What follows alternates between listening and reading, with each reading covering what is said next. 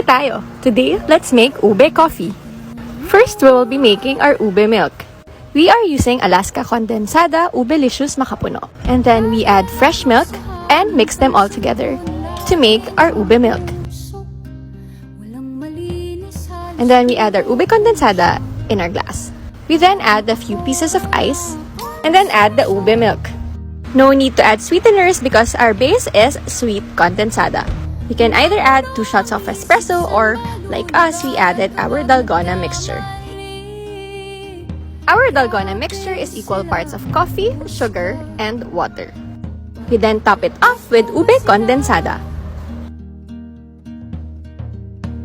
How about you? What's your favorite coffee recipe?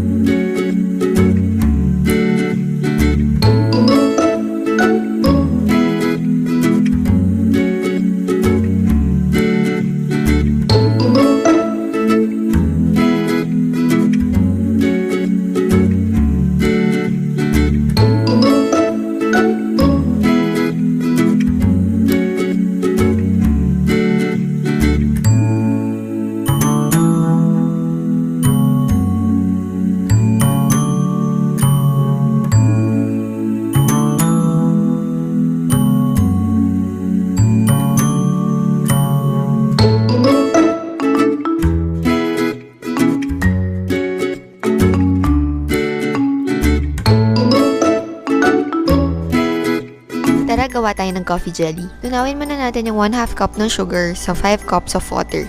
Haluin ng mabuti hanggang sa matunaw. Tapos tutunawin natin yung unflavored jelly powder.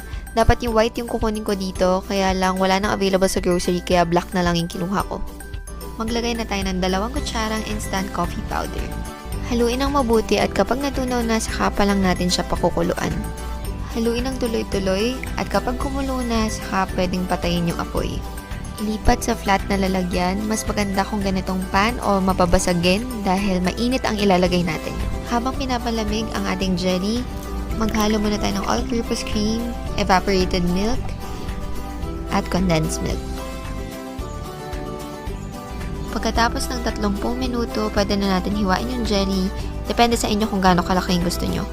Ihalo na natin itong jelly sa mixture na ginawa natin kanina. Mas maganda kung palalamigin muna natin sa ref bago natin i-serve.